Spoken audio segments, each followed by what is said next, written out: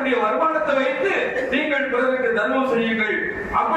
அப்படியும் உழைத்து தர்மம் செய்யக்கூடிய அளவிற்கு இடத்துல எதுவும் கிடைக்கவில்லை என்றால் நாம் என்ன செய்ய வேண்டும் என்று சஹாபாக்கள் கேட்கிறாங்க. அப்படின்னா யாருக்கு ஏதாவது தேவை இருக்கும்ல, அந்த மாதிரியான தேவைகளை பூர்த்தி செய்யுங்க. ஏதாவது சின்ன சின்ன உதவிகளை யாருக்காவது தேவைப்படும்ல, நீங்க பண உதவி செய்ய வேண்டாம், அவங்க வேற ஏதாவது உதவி தேவைப்படும், அதுல எப்படி அந்த காரியத்தை செய்யறதுன்னு தெரியாம இருப்பாங்க, அந்த காரியத்தையாவது நீங்க அவங்களுக்கு செஞ்சு கொடுங்கன்னு சொல்லி நபி ஸல்லல்லாஹு அலைஹி வஸல்லம் சொல்றாங்க.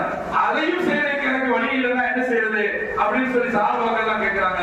அப்ப ரசூலுல்லாஹ் சொல்றாங்க, அப்படின்னா அவர் நல்லது செய்ய சொல்லி ஏவுங்க, நன்மையான காரியத்தை செய்ய சொல்லி அவருக்கு சொல்லிக் கொடுங்க, நன்மையை ஏவுங்கள் என்று ரசூலுல்லாஹ் சொல்றாங்க.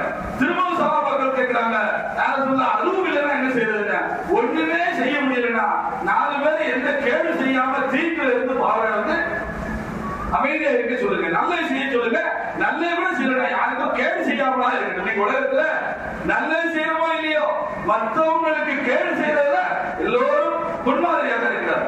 யாருக்காவது பூரா பேசுறது, பக்கத்து வீட்டுல அப்படி செஞ்சா இப்படி செஞ்சா, ஒருத்தருக்கு 10 ரூபாய் கிடைக்கிறாங்க கூட அதை கெடுக்கிறதுக்கு என்னெல்லாம் செய்யணுமோ அத்தனையும் நீங்க செய்யணும்.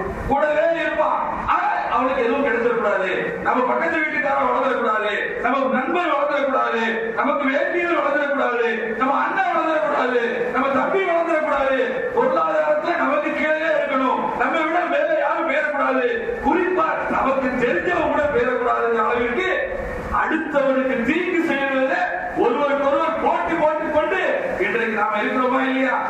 முடிந்தா நன்மை செய்யணும், நன்மை செய்ய முடியலனா யாருக்கும் கேடு செய்யாமலா இருக்கணும். ஆக அப்படியாவது யாருக்கும் நீ தர்மம் முடிக்காட்டாலும் பரவாயில்லை, யாருக்குமே நீ உதவி செய்யாட்டாலும் பரவாயில்லை, உனக்கு 4 பேருக்கு நல்லது சொல்ல முடியாட்டாலும் பரவாயில்லை, யாருக்கும் கேடு செய்யாமல்